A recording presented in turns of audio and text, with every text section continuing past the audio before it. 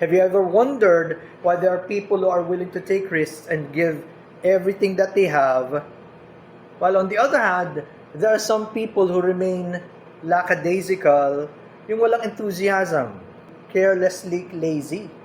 Dalawang side May mga tao, ibibigay yung lahat. May mga taong parang walang pakialam.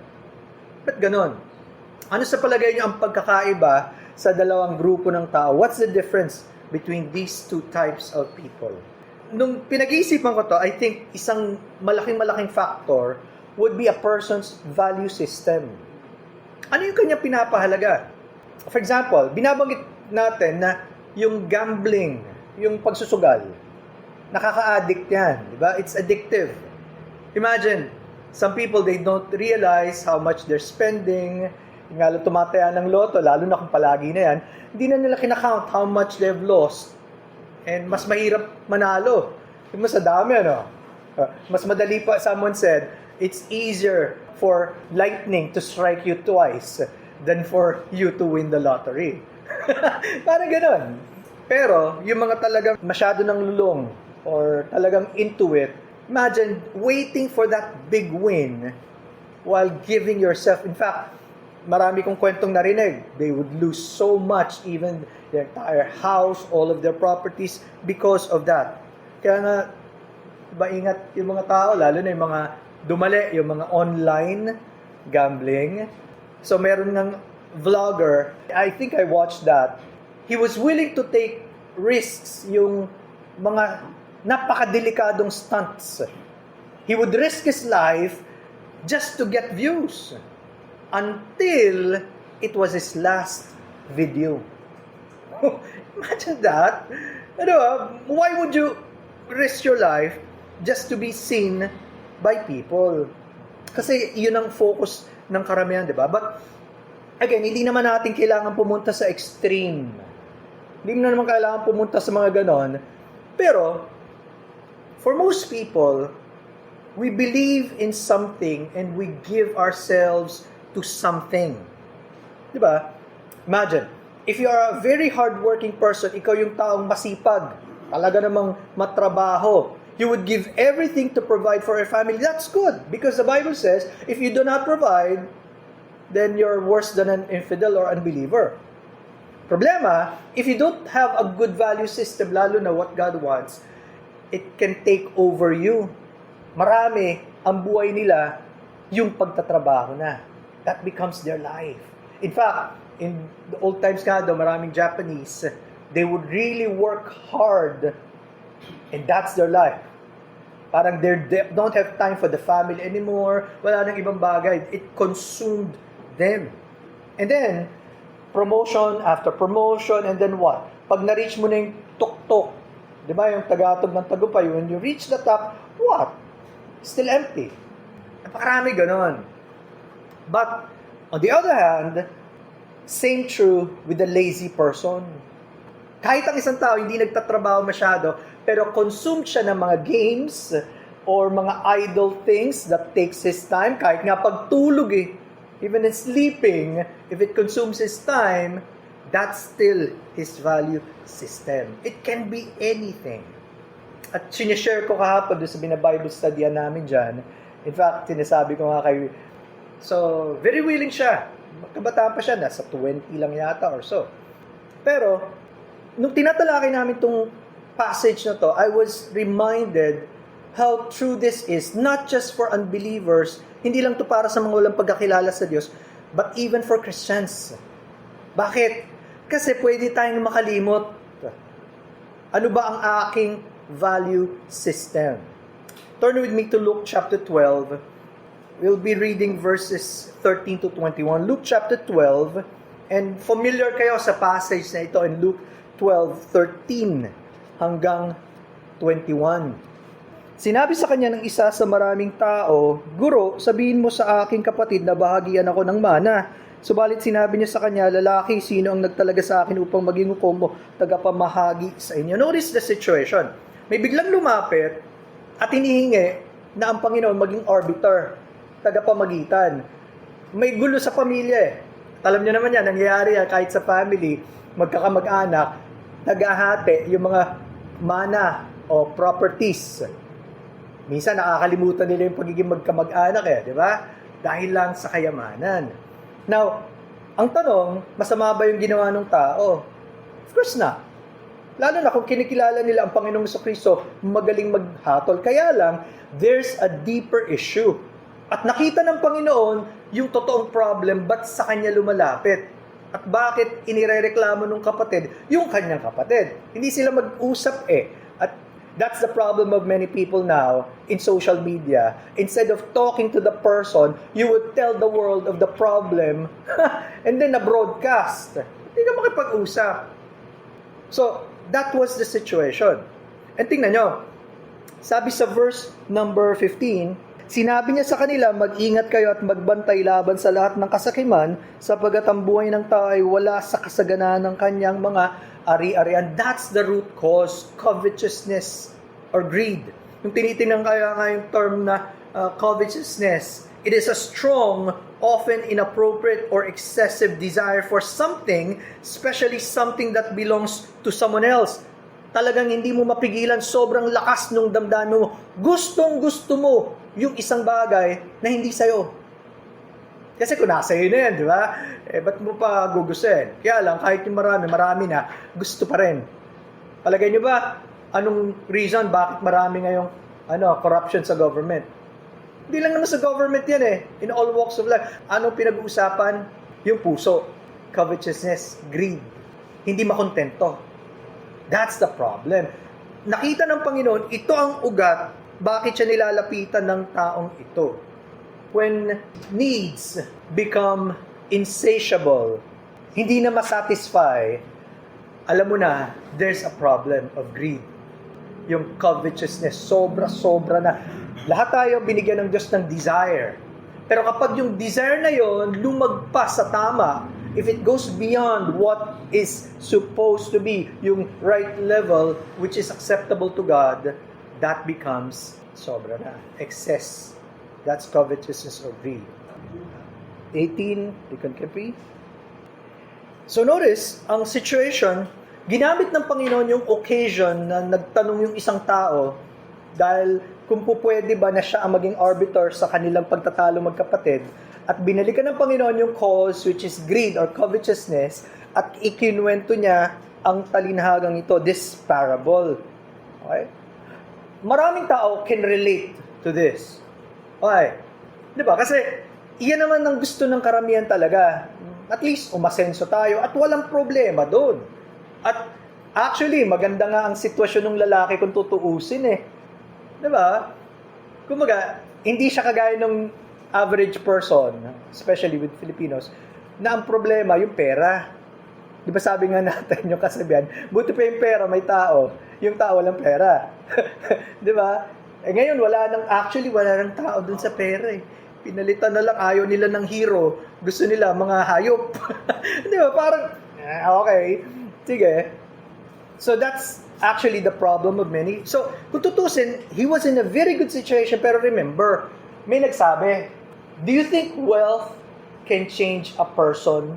Pwede bang baguhin ng kayamanan ng isang tao? Yes or no? The answer is no. It only magnifies who the person already is. Kung sino siya, lalabas. Hindi mo lang pinapakita kasi wala ka pang sobre.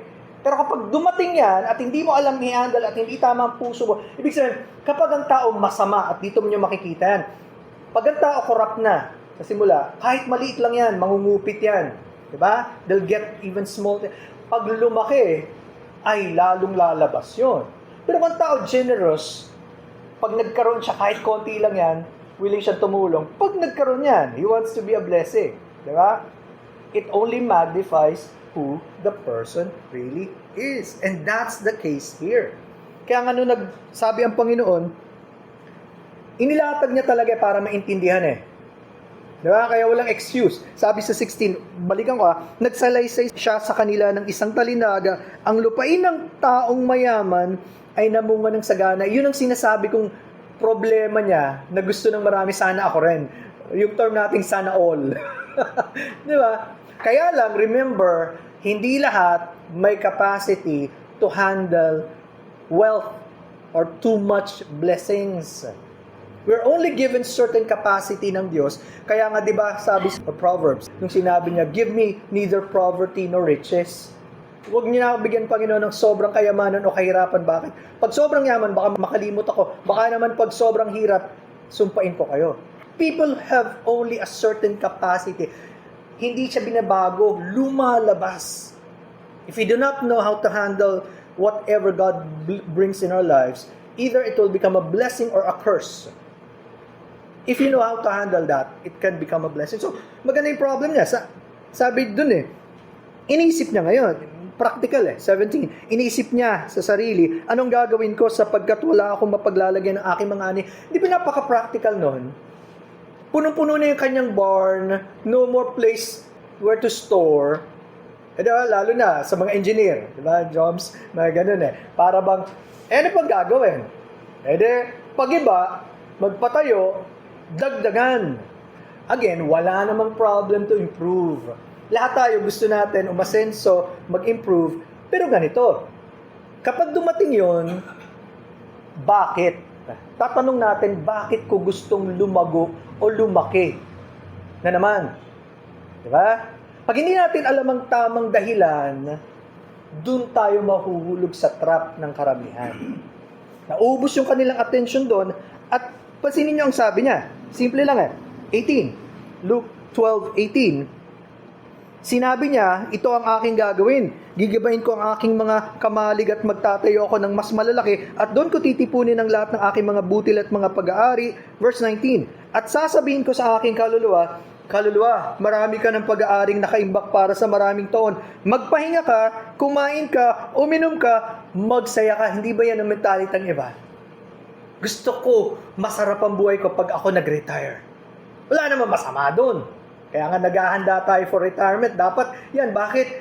Kasi, kaya nga sinabi, gayahin mo yung langgam. Di ba tinuro minsan ni Sir Bernie, bakit yung langgam sa panahon ng tag-araw nag-iipon? Pag dumating yung panahon ng tag-ulan, meron siya. Dapat ganun din tayo, masinop. Parang si Joseph, nung panahon ng kagsagana, di ba, inimbak niya lahat, nung nagkagutom, siya ang ginamit ng Diyos para tulungan ng karamihan ng kanyang kababayan, lalo ng mga tag-Ape. At naging blessing din sa kanyang mga kapamilya. So, imagine, God can use us. But, pag tinignan nyo to, sa statement ng lalaki, wala kang mababasa patungkol sa Diyos. Puro sarili.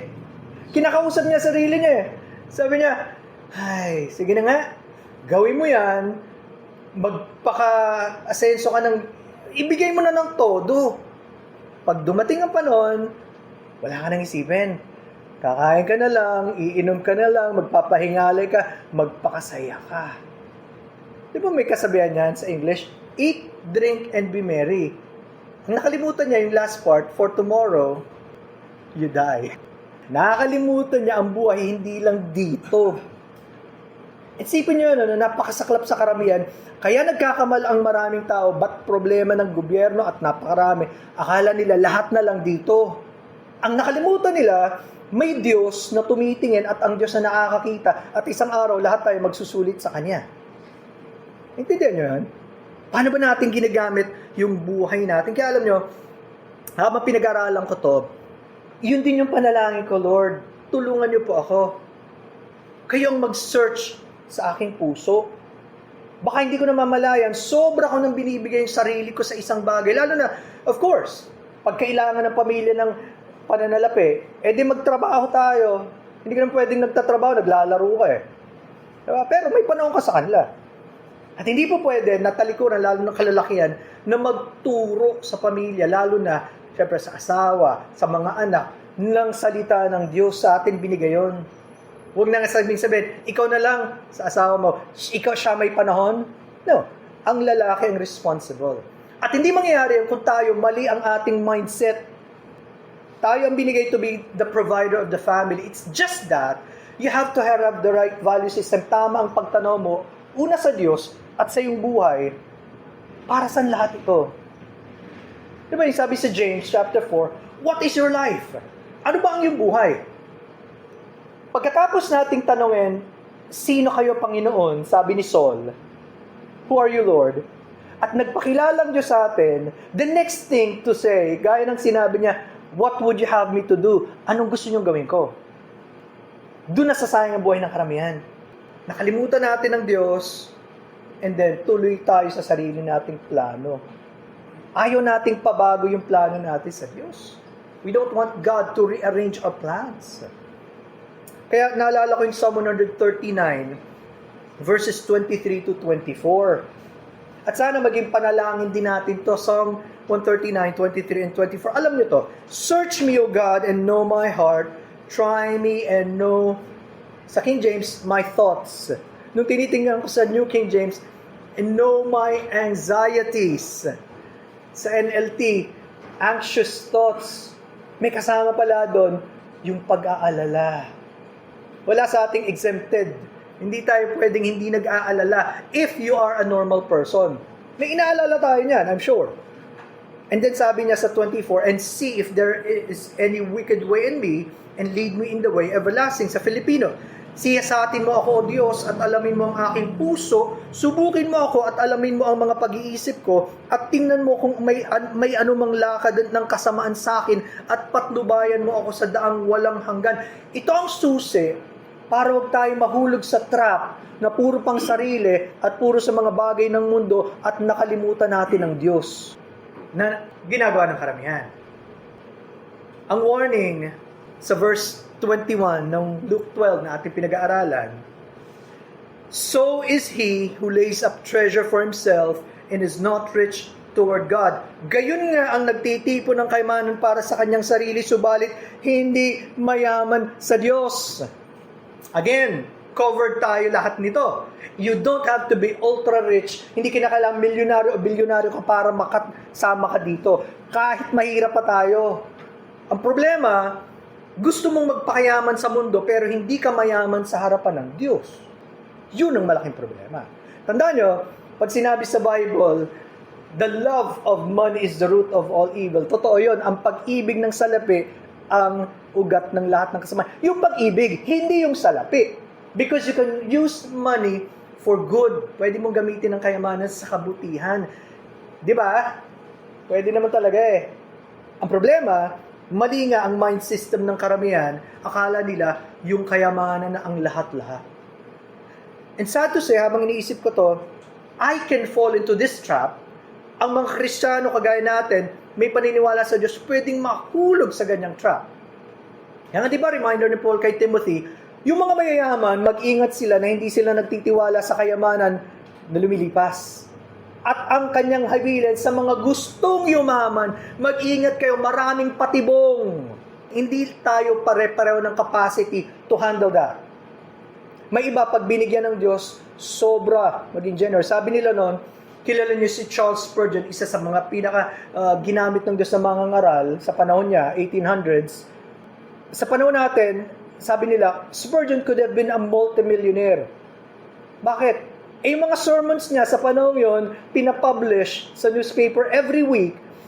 Napakaraming nagbabasa sa buong mundo. And for 60 years after he died, pinapublish pa rin. Kaya siya ang tinawag na pinakamaraming nakaprint na books base sa kanyang sermons. But alam niya yung puso niya. Ang ginawa niya, mas marami doon ibinigay niya. Kaya kilala si George Muller sa orphanage, 'di ba? Pero ang dami niyang tinulungan, orphanages and even other institutions, binibigay niya. Ganun din narinig ko kay John Piper. Because of the selling of his books, marami siyang kikitain. Ang ginawa niya, nagtayo siya ng foundation. Sabi niya, hindi ko kailangan yan. Ito lang ang kailangan ko at yun gusto kong gamitin para sa gawain ng Diyos.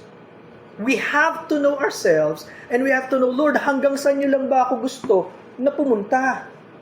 Diba? If we do not know ourselves, magiging kagaya tayo ng karamihan, parang walang limitasyon. Ang di natin napansin, dun na lang ang direksyon ng buhay natin, pabagsak.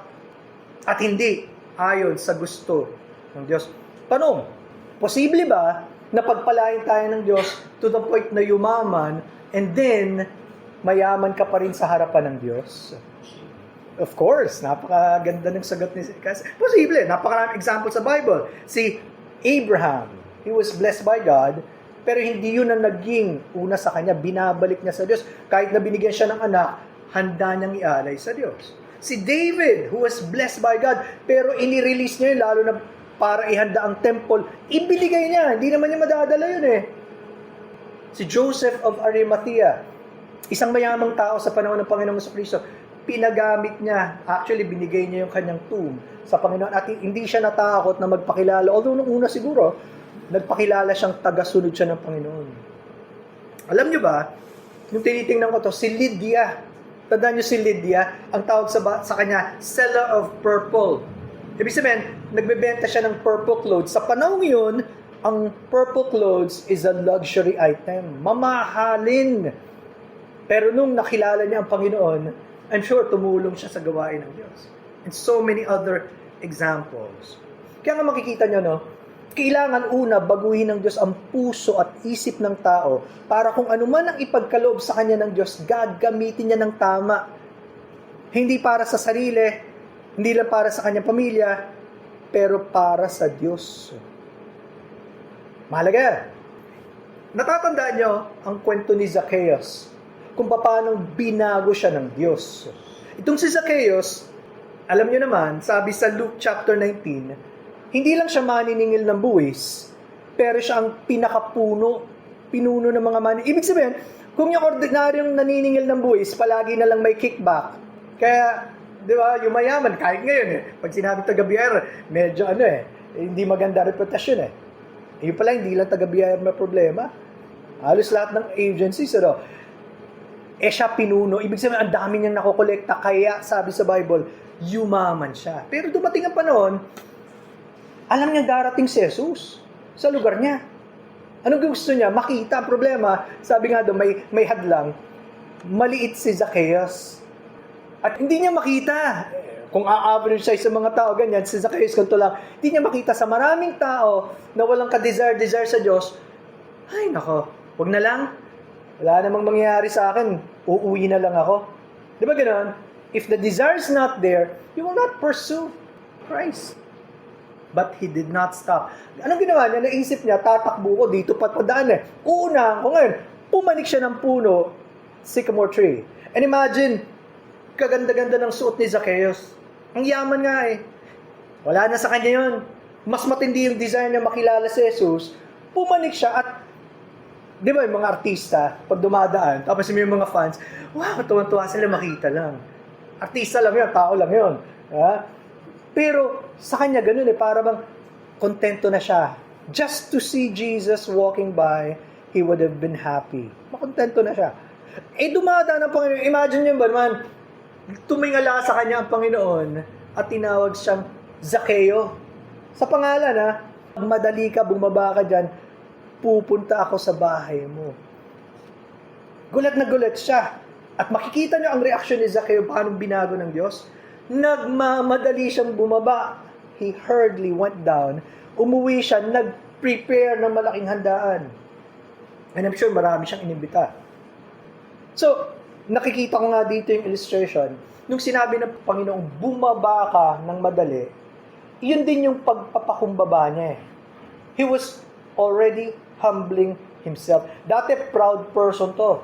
At dati umiikot ang buhay niya sa pagkamal ng kayamanan. Dumating si Jesus sa buhay niya. Bagamat hindi mo mababasa sa Luke 19, direktang sinabing nagsisi siya o sumampalataya siya kay Jesus. Pero yung mga susunod na babanggitin, makita mong may pagbabago. There was a real change. God really worked in his life. Binago siya ng Diyos. Tingnan nyo naman yung shocking statement since I'm in Luke 19. Tingnan na rin natin yon. Malapit lang kayo dyan. Luke 19. Ang shocking statement niya, sabi sa verse number 8. That's a shocking statement. Sa isang tao na ang buong buhay niya, pagkakamal ng kayamanan, tapos sasabihin niya, Panginoon, i-declare niya in front of those guests. Sabi niya, ang kalahati ng aking mga pag-aari ibinibigay ko sa mga dukha. Ba't ka biglang magkakaroon ng pagmamalasakit sa mga mahihirap kung hindi binago ng Diyos ang puso mo? Tapos kalahati pa. Di kalahati na lang natira. Hindi pa doon natapos. Sabi niya, at kung sa pamamagitan ng pandaraya ay may kinuha ako sa kanino mang tao, babayaran ko siya ng 4 na ulit. Marami ba siyang nadaya? Sigurado yun. Kung 1,000 lang ang tax, baka doblehin pa niya, ano? Malaki ang kickback. 4 na ulit niyang ibabalik. Ano matitira sa kayamanan niya? Halos wala na. Kung ano na lang siguro yung kailangan niya. Pero hindi na siya nag-alala, hindi siya nag-isip. Bakit? Binago ng Diyos ang puso niya. Ang pinakwalaga sa kanya ngayon, ang Panginoong Jesucristo. Makikita niyo yung napakalagang pagbabago.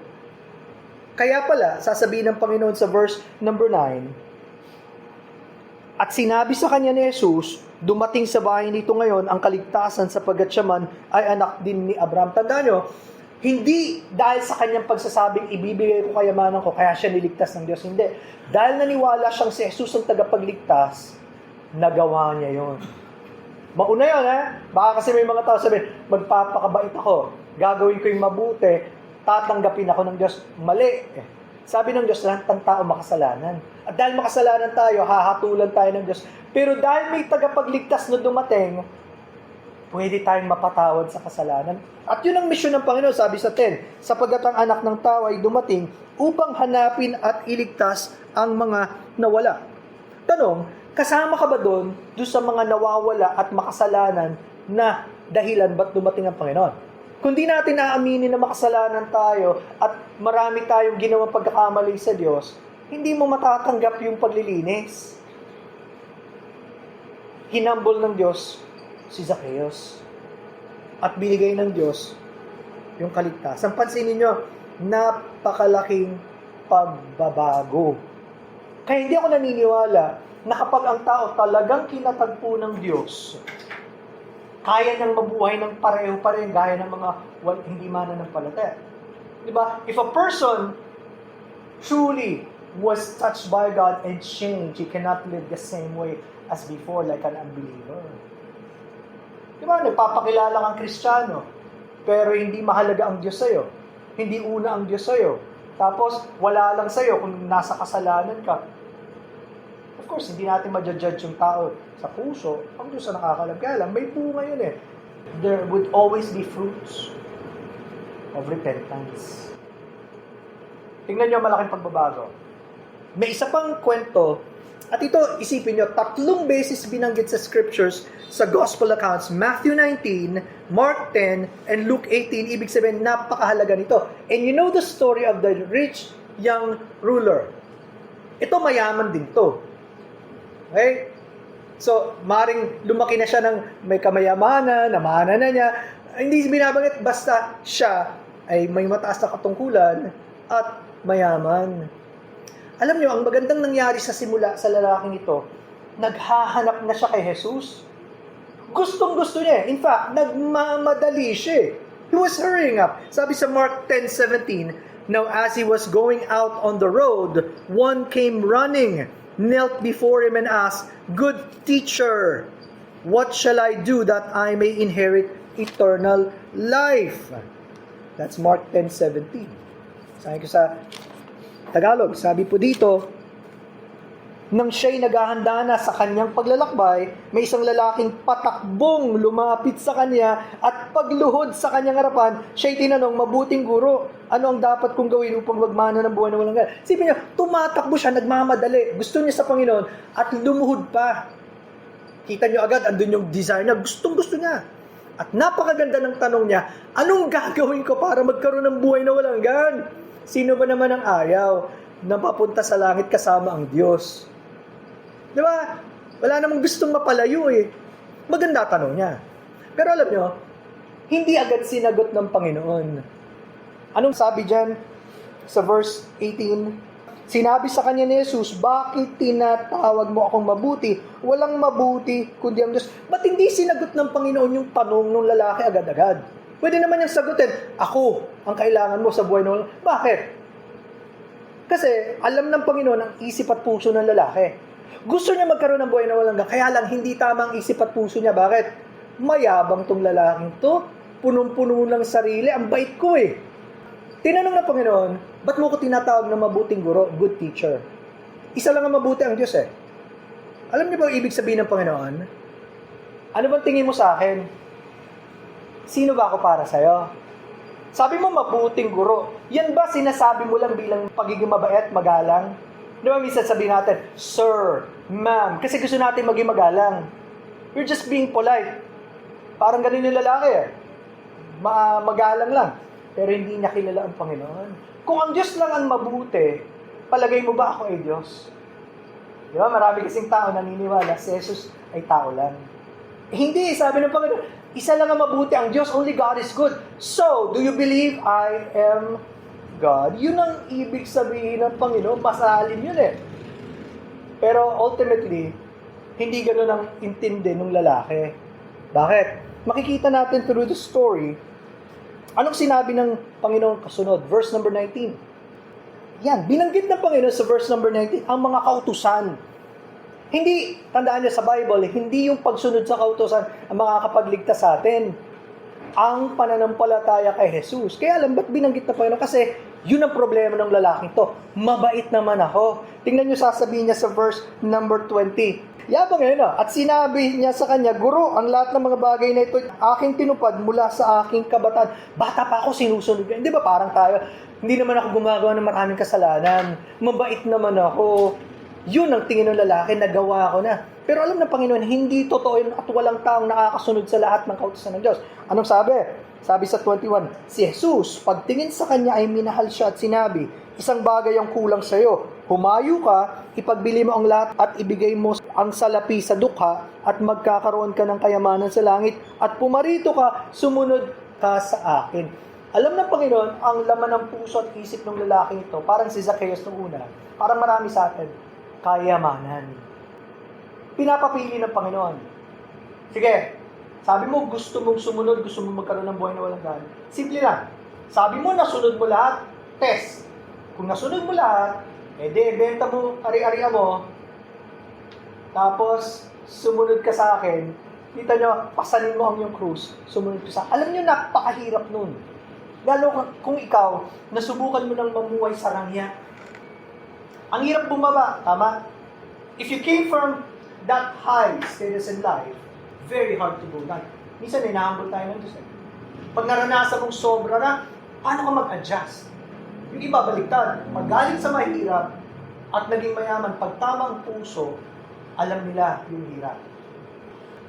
Ano ang pahalagahan ng lalaki? Tandaan niyo, napakahirap nito. Notice, kay Zacchaeus, hindi sinabi ng Panginoon yung diretsahan. Ginawa ni Zacchaeus, kumilos ang Diyos sa kanya. Pero sa lalaking ito, diretsahan sinabi ng Panginoon, benta mo na lahat. At gusto mo maging tagasunod, di ba? Pasanin mo krus. Alam niyo pag sinabi sa Bible, pasanin mo ang krus, handa kang mamatay sa sarili mo. Isusuko mo ang buhay mo sa Panginoon, siya na ang iyong Panginoon na tagapagligtas, at hindi na ikaw magkokontrol sa buhay mo. Yan ang sabi ni Apostle Paul, namatay na ako sa sarili ko. Hindi na ako nabubuhay, si Kristo na. Yun! At sabi niya, tsaka ka sumunod sa akin. Yan ang tinasabi sa Bible na terms of discipleship. Yung talagang pagiging tagasunod ni Kristo. Hindi ka pwedeng mamangka sa dalawang ilog eh. Di ba? Kailangan ka mamili. Talaga bang si Kristo ang lahat o hindi? Challenge nito sa atin, alam niyo, naisip ko, sino ba talaga si Jesus para sa atin? Who is Jesus for us? If we pay lip service and say, Lord, you are my God, you are my King, kayo ang aking Diyos at do we honor Him as such? Ganun ba talaga pagtingin natin? O paglipas ng panahon, hindi na ganun siya kataas. Tandaan niyo, itong lalaking to, bata pa daw siya, sinusunod nila, kaya ang feeling niya, nagagawa ka naman. And pwede tayong matagal ng Kristiyano, pero hindi na tayo mainit para sa Diyos. There's no more fire in us for God. Hindi naman ako nagliliban ng church. I always attend. Sometimes I go with the brethren, gumagawa. And that's it. We claim okay na tayo sa Diyos. Hindi ba dapat, the more we come to know God, lalo tayong lumalalim sa Diyos, lalo na tayong namamanga, wow, napakadakila ng Diyos. Hindi siya pwede sa barya-barya, hindi siya pwede sa tingi-tingi, hindi siya pwede sa kalahati ng buhay ko. Lahat. And that was a test. In, of course, all fairness, this is the lalaki to, hindi niya pakilala ang Diyos ng totoo. He was not yet a believer. Pero problema, ang buhay ng karamihan parang ganun no? Bumabalik sa pagiging unbeliever after knowing the Lord, ngayon di na siya ganun kahalaga. Tingnan nyo anong real test sa kanya? Doon sa binabasa natin, isang bagay ang kulang sa'yo. Alam nyo, may nagsasabi, minahal siya ng Panginoon, kaya later on pwedeng binalikan siya ng Panginoon. Kasi lahat daw ng minamahal ng Diyos, nililigtas niya. We don't know, hindi nakasulat sa Bible. Pero isa lang, nilinaw ng Panginoon. Nung pagkasabi niya ng terms na ito, pumarito ka, anong reaksyon ng lalaki? Sabi sa 22, subalit siya'y nanlumo sa sinabing ito at siya'y umalis na nalulungkot sapagkat siya'y maraming ari-arian. Nalungkot siya sobra. Kakayanin ko ba to? Gustong-gusto ko ng buhay na walang gan. Pero hindi ko kayang bitawan. At pumili siya. Lumayo siya kay Jesus. Alam niyo, may nagsabi, even if you don't choose, you've already chosen. Pag hindi ka namili ka na rin. Ang pinili mo, wag para sa Diyos. Kaya nga yung binabible study ko, sinasabi ko sa kanya, marami ka nang narinig. At alam mo na sino si Kristo. Kailan ka lalapit sa Kanya para isuko ang iyong buhay at kasalanan? Hintayin mo pa ba? Sasabihin mo pa ba? Sana dumating sa akin. Ito na nga sinasabi niya. Ngayon na ang araw ng kaligtasan. Tapos sabihin mo, sana? Ba't di ka lumapit? At di ka magmakaawa? Ganun ang karamihan ng mga tao. Sana. Binigay na nga ng Panginoon. Tapos ayaw niya. Diba? Kaya, nakalimutan niya na mas maraming mahalaga. Hindi nga niya nabigyan pansin, sabi ng Panginoon, pag binenta mo yan, may kayamanan ka sa langit. Sa maraming tao, walang kwenta yun. Ba't ko naman naanin yung kayamanan sa langit? Gusto ko yung kayamanan ngayon. At yun na, ang ikakamatay ng karamihan. Yung kayamanan dito sa lupa.